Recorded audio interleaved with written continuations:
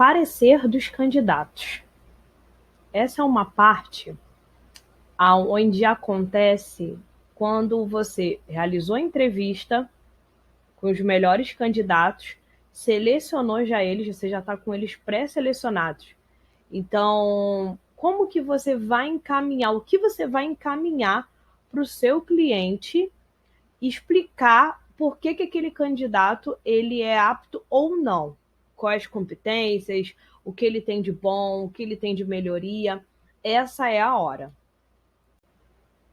O que é um parecer?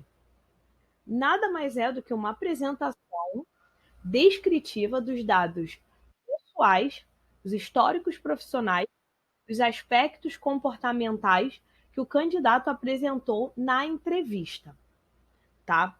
Isso é elaborado quando você estiver fazendo a entrevista com os melhores. Então, Juliana, como eu vou identificar que aquele candidato ele é bom e eu preciso fazer um parecer dele?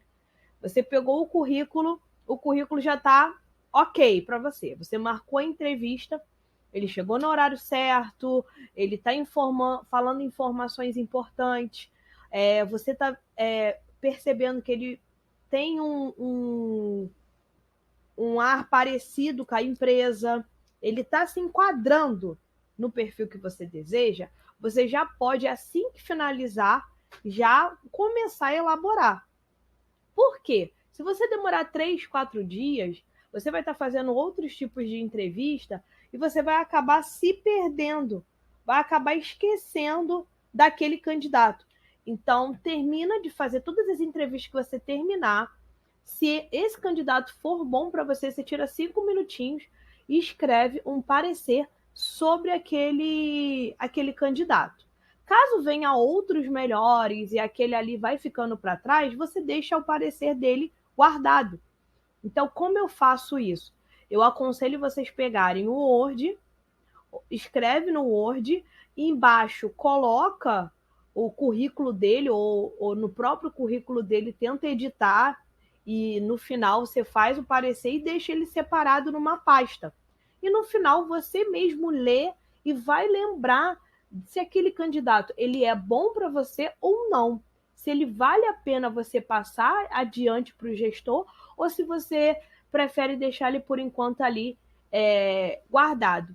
Porque fazer um monte de entrevista, principalmente de forma remoto, você acaba esquecendo e acaba deixando de lado, gente. Essa é a verdade. Você acaba deixando, esquecendo, nem lembra da pessoa, que é muita coisa que você faz. E não só no online, tá? No presencial também acaba vindo outras pessoas, você acaba esquecendo. Então, você ter um parecer de cada candidato após a entrevista é algo excepcional. No presencial, você já faz outros tipos de atividade e já fica um pouco difícil de você fazer ali na hora. Mas você pode pegar o currículo dele e escrever ali no próprio currículo, na parte de trás, imprime, na parte de trás você já faz um parecer para lembrar de alguns pontos importantes, para quando você tiver com calma, transcrever de uma forma sucinta. Não precisa ser tão grande dessa forma que está aqui o exemplo, mas esse exemplo é algo bom, vai estar para baixar para vocês lerem um pouco, então é um exemplo bem exemplificado, porém pode ser um exemplo mais sucinto, mais com informações assim certeira, porque o próprio gestor, para quando ele lê, ele não tem aquela dificuldade de entender, tá? Então, parecer nada mais é do que uma apresentação do candidato, dos pontos importantes da entrevista. E por que você deve de elaborar um parecer? Os pareceres eles são excepcionalmente úteis para registrar informações levadas na hora da entrevista sobre um determinado candidato. Então, o entrevistador ele é capaz de analisar se existe algum impedimento, algum problema, assim, até de quando ele for começar a trabalhar, né? Então, você começa a ver se ele tem um nível de responsabilidade realmente que ele falou que está no currículo. Porque, gente, a entrevista, o bate-papo de você, do entrevistado por entrevistador, é algo muitas das vezes superficial. Todo mundo sabe disso. Que o que você fala, você tem que ter ouvido, você tem que entender mais do que você falar. Então, isso de você elaborar um parecer, você tem vai ter essa perspectiva de eu vou ter que escrever após eu terminar a entrevista dos melhores. Então, você fazer uma pergunta e ele te responder com sim ou não, você já consegue identificar o nível de responsabilidade, o nível de capacidade técnica, o nível de capacidade motora, se ele consegue ouvir e responder o que você quer. Então, isso tudo no parecer é excepcional ter, tá? E assim, nada mais é do que quando a gente fala pro gestor, que é o relatório. Quando a gente fala que a gente envia um relatório para ele, é o parecer.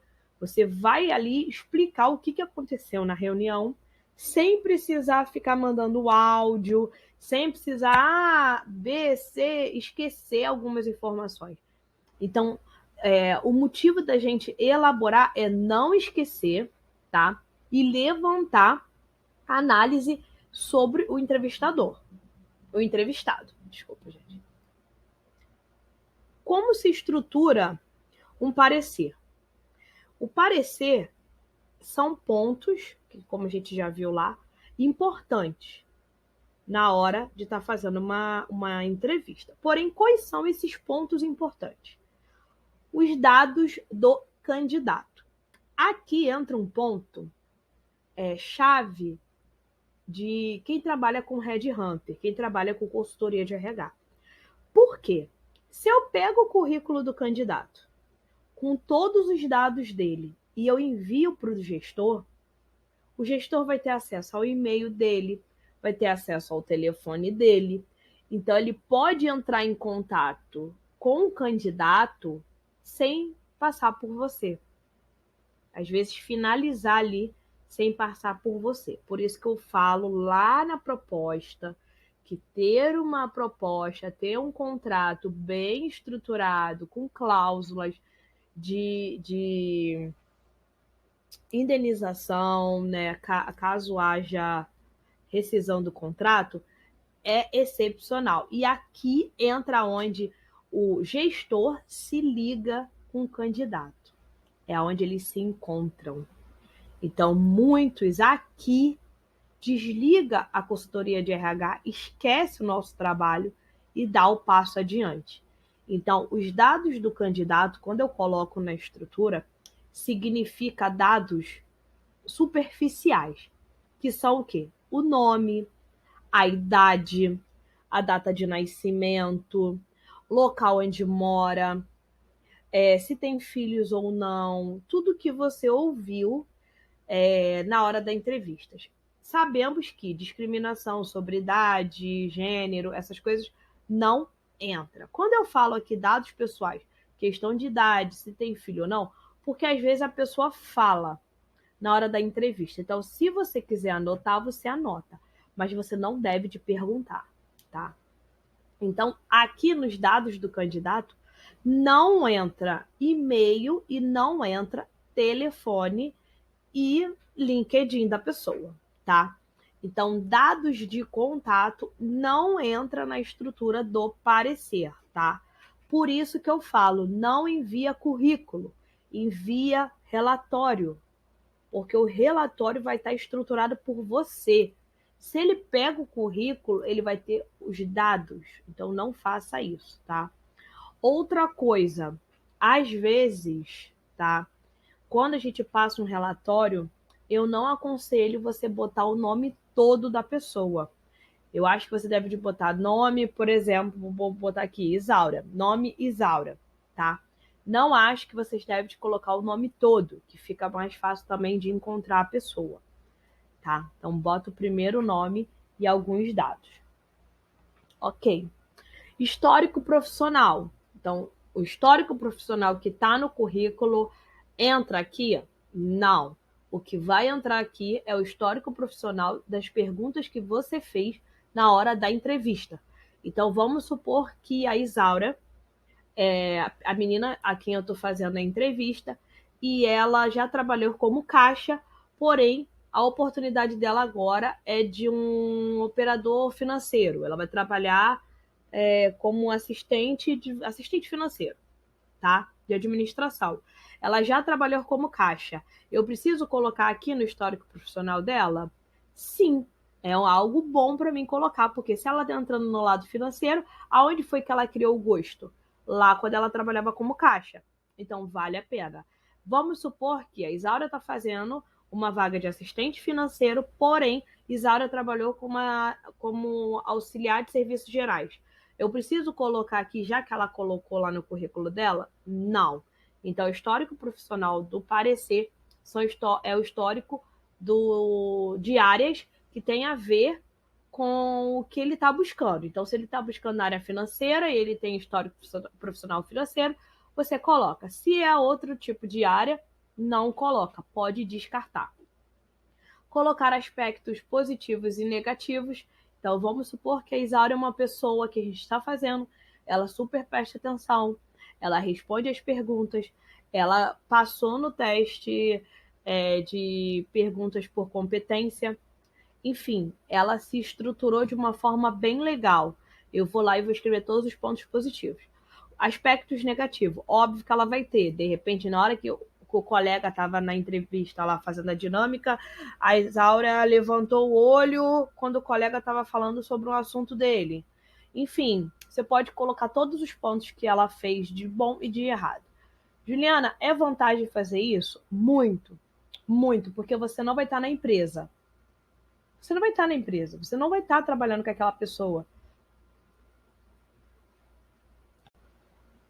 O parecer final é o seu ponto de vista em cima de tudo que você ouviu e falou com o candidato, tá?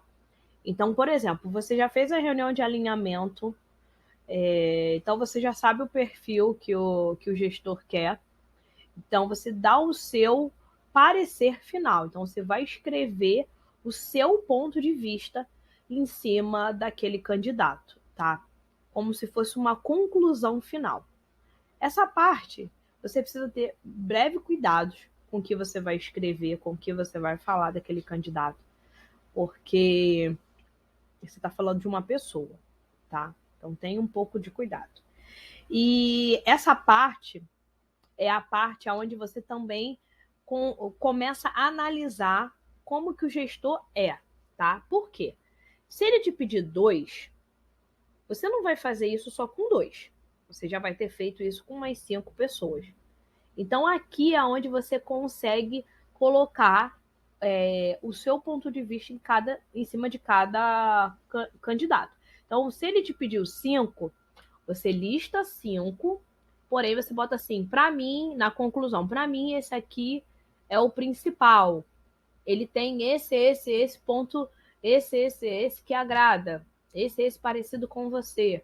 Então, coloque sempre o que você achou do melhor. Então, no parecer final, você já começa colocando. Para mim, esse é o melhor candidato. Por quê? Ele vai ler 5 relatórios, tá?